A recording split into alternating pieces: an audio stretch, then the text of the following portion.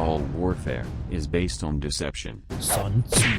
Are you a fan of RTS games? Looking for a big next AAA RTS title? Are you a mastermind of tactics and love the rush of planning, strategizing like a game of chess and crafting a masterpiece on the battlefield as combat unfolds? The Kickstarter project from an indie studio, Sunspear Games, they have their sights set on launching the next big AAA RTS, Immortal Gates of Pyre, a true competitive, fast-paced RTS that will have a skill ceiling that is accessible for casual players but still high enough for competitive pro players.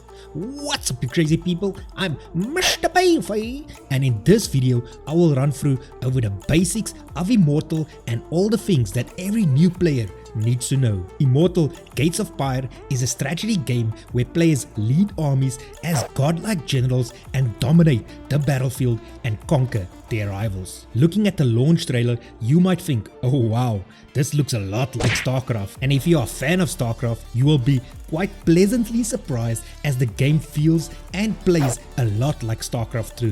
Very fast paced, fluent RTS game style. As like any RTS, the game is designed around micro and macro aspects, but all focus is on the following pillars of gameplay: scouting, attacking, defending, and expanding. Knowing when to do what based on what your opponent is doing is key, and this will be the foundation of Immortals. Scouting and knowing what your enemy is doing and preventing the enemy scout and deceiving the enemy will lead to certain victory. Immortal will feature 3 factions: Qraf, the angelic empire that feels a lot like Protoss from StarCraft; Aru, the root witches that reminds me of Undead Warcraft 3 or the Zerg from StarCraft; and then finally Jorah, the Iron Republic. Not much is known here yet, but I'm thinking they should be like a mech Terran kind of race. Besides choosing your faction, you will also be able to choose an Immortal at the start of each match. Each faction has a variety of Immortals, and each Immortal changes the gameplay style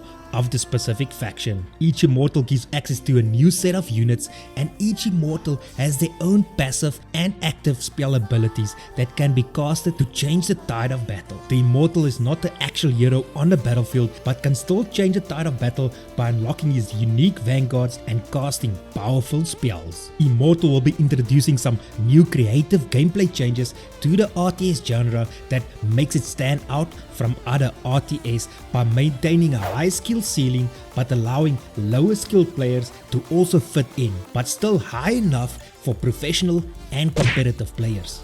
Some innovating ideas that they will be doing: number 1, a unified command card for easy hotkeys. In Immortal, all of the faction's army abilities, available buildings, or available units can all be accessed through a single tab, the command card. The army tab, construction tab, production tab, respectively. Each tab is divided into the basic and advanced layer that can be accessed by holding in spacebar. The hotkey layout is ergonomic and comfortable and taking into account ability frequency, unit role, and more. The hotkeys make switching between factions easy by having units with similar roles in similar positions, and no need to relearn hotkeys for various factions. Number 2, Streamlined Macro. The below changes has slightly lowered the skill ceiling, but unlike other traditional RTS, macro alone won't get you very far up the ladder. You will have to rely on some of the other skill sets to get you to the top of the ladder. Firstly, optional worker management. Workers will be produced automatically and no need to build up and queue workers. Also, when constructing a structure, no need to select a worker. Once you click on a command card, all the buildings are available from the command card, and once a building is placed, the AI will select the best suited and closest worker to go and build, and then automatically return back to mining. The high-end resources, Ether, also does not need workers on this resource to mine.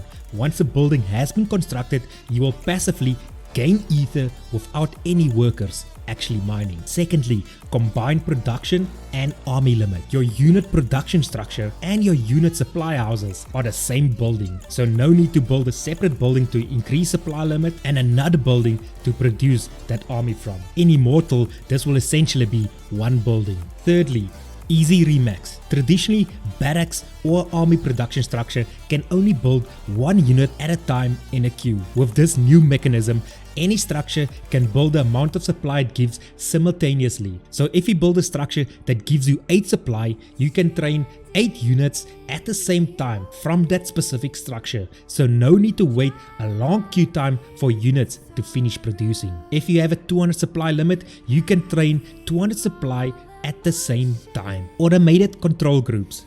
When units gets produced, they are instantly added to the army group. All army can be selected by pressing the D key, but unlike other RTS, once you add units to a separate control group, they will automatically be removed of the all army D group. Next, we have towers. Immortals has the capability to summon beefy towers with Pyre to increase their defense, but also each player starts with a few towers close to the base to retreat to if things goes bad, and offers some early game form of defense. This will give lower skill players confidence to move out and around on the map. Next, we have camps. Similar to Warcraft 3, Dota and League of Legends style, there are neutral camps across the map. Once either player destroys them, they will gain additional Pyre to help power up the Immortal.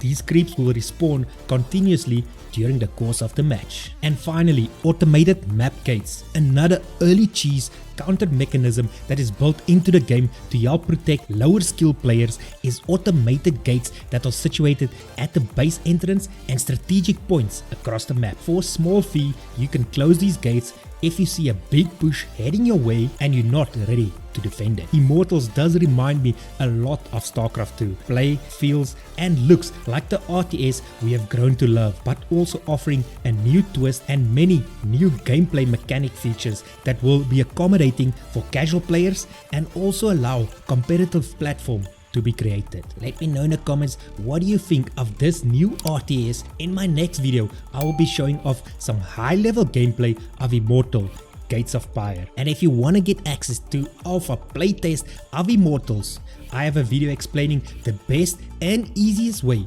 to get access to our alpha code. This is MrBeefy signing off. MrBeefy!